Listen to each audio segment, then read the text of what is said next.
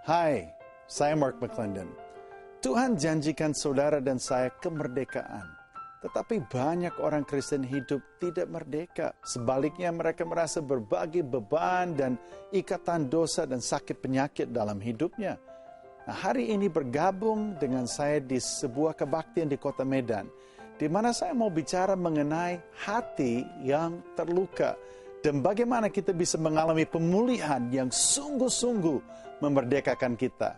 Nah, di akhir daripada khotbah ini, kita akan kembali ke sini dan saya mau mendoakan saudara dan percaya bahwa Tuhan melawat saudara yang menyaksikan video ini saat ini.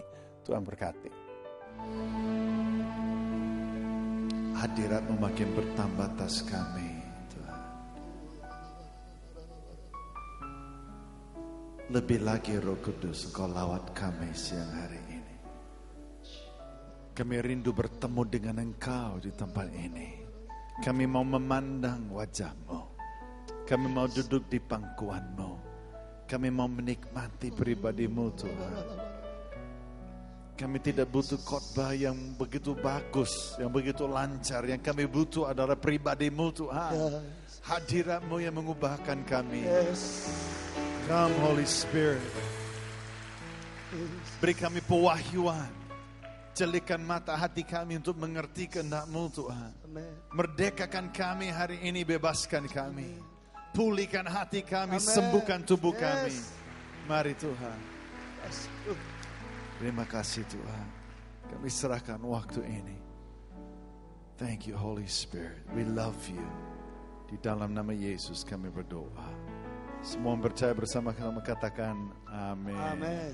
Beri kemuliaan bagi Dia. Haleluya. Amin. Praise God. Silakan duduk. Tuhan Yesus memberkati. Shalom.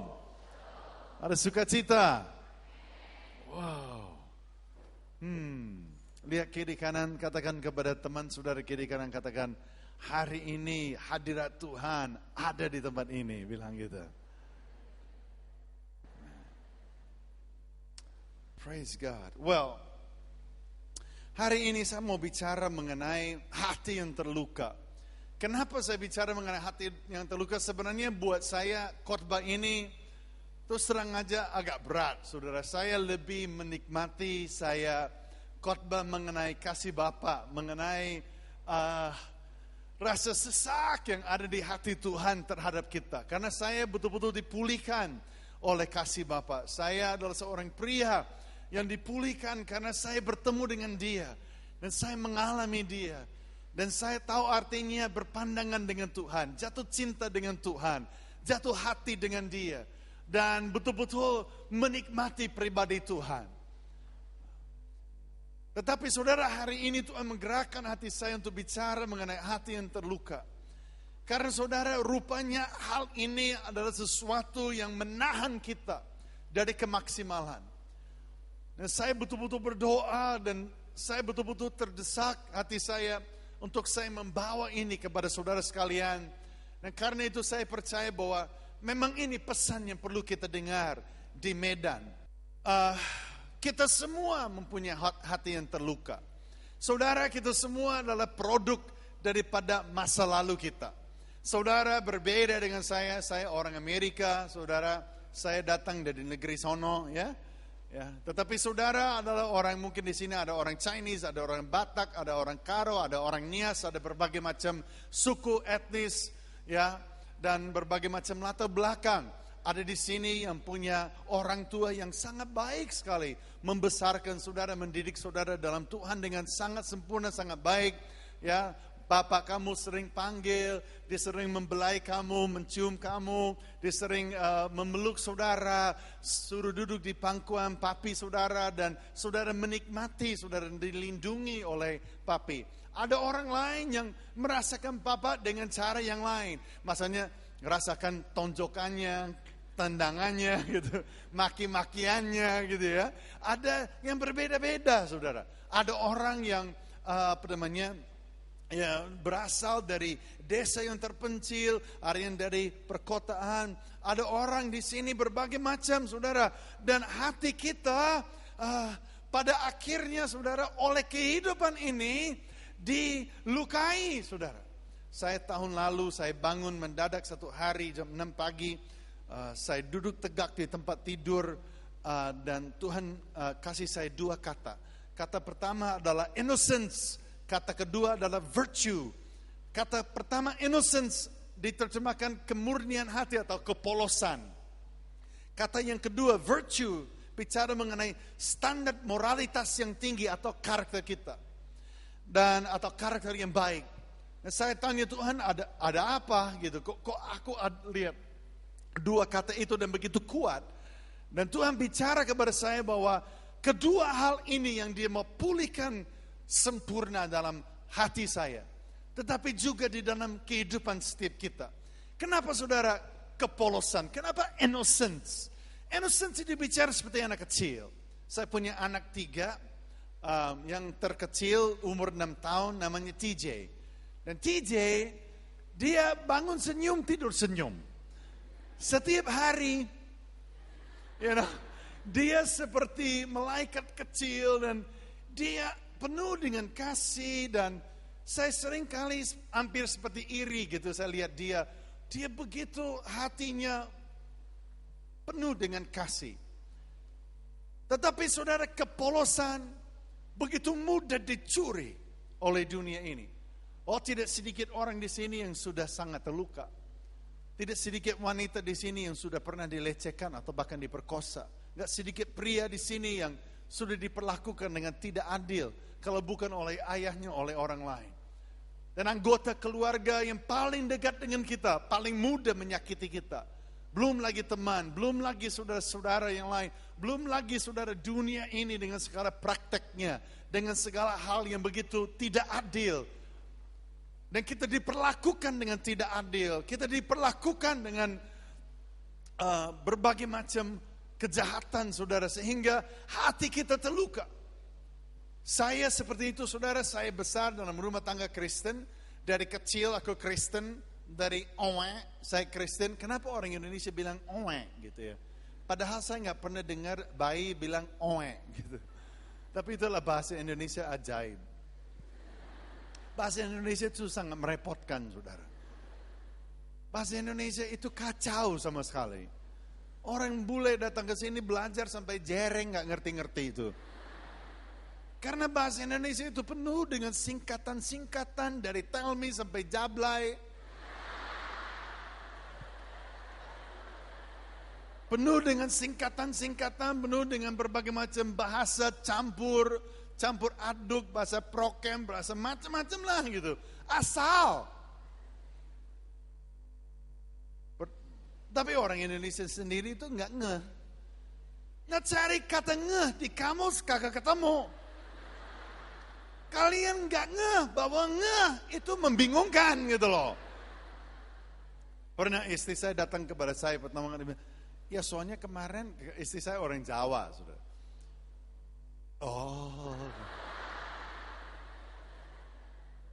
Oh pantasan. Apa maksudnya? Maksud lo?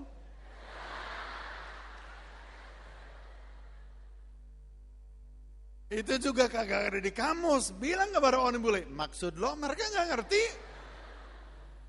Istri saya bilang, iya soalnya kemarin saya gak ngeh. Saya bilang, kamu gak apa? Gak ngeh. Gak apa? Ngeh. Apa? Ngeh. Apa? Ngeh. 70% dari bahasa Indonesia kagak ada di kamus, saudara. Kagak saja tidak ada di kamus, ya. Jadi kita bingung. Tapi kita menikmati aja, ya.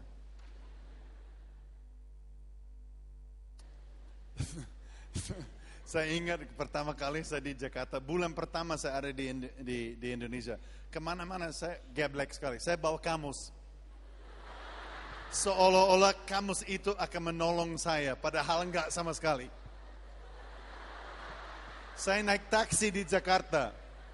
Ini kebaktian ketiga saya sedikit mabok, saudara, kebaktian ketiga ini udah. Karena urapan Tuhan itu makin bertambah. Amin. Terus saya naik taksi, namanya Kosti Jaya. Nggak tahu masih ada di Jakarta nggak? Anyway, Kosti Jaya.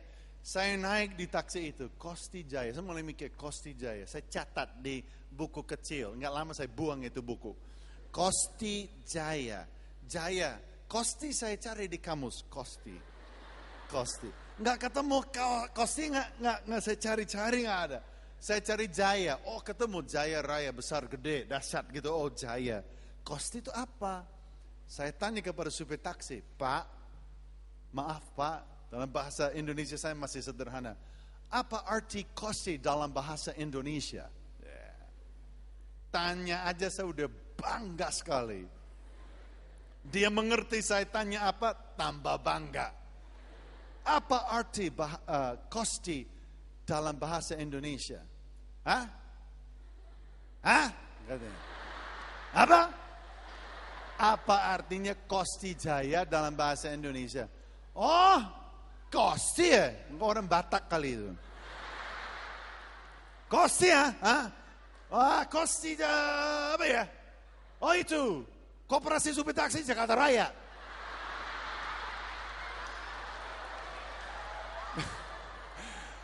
Tahu nggak, langsung lemes, semua tulang-tulang saya lemes. Apa? Koperasi Supir Taksi Jakarta Raya. Oh my God, langsung pulangkan saja.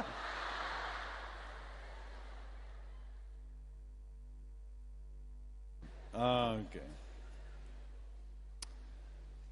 Saya besar dalam rumah tangga Kristen yang betul-betul baik, udah lupa khotbah saya ya. Dan tetapi saya punya ayah yang kalau dia sudah marah, saudara, dia kilaf. Kalau dia sudah meletus, kalau senarnya putus, dia sudah kilaf, saudara, membabi buta. Apa hubungannya babi dengan ini saya tidak tahu. Tapi inilah bahasa kalian. Main sikat aja. Jadi saya sering dilukai oleh tangan papi saya. Saya tidak mau mengurangi rasa hormat untuk papi saya. Saya sangat mengasihi dia. Dan saya sangat dekat dengan papi saya. Tetapi dia kalau sudah seperti itu, saudara, dia nggak peduli, dia nggak lihat lagi, saudara, dia main sikat aja. Dan saya sering, saudara, disakiti oleh papi saya. Kalau nggak ikat pinggang, tangan, kalau nggak tangan, kaki, saudara, dan dia nggak peduli lagi. Sangat sakit hati. Belum saja itu, sudah banyak hal yang lain nggak akan saya ceritakan, tapi saya produknya masa lalu itu, saudara. Saya produk seperti itu. Saya besar sebagai seorang pria yang terluka. Saya punya banyak sekali luka yang saya simpan dan saya mengenal Tuhan, saya mengasihi Tuhan, bahkan dibaptis Roh Kudus. Dan saya katakan, sudahlah, semua masa laluku di bawah darah anak domba, sekarang saya ciptaan yang baru, maju terus. Tapi saudara, kenyataannya saya menjadi pria yang terbelenggu dengan berbagai macam kenajis.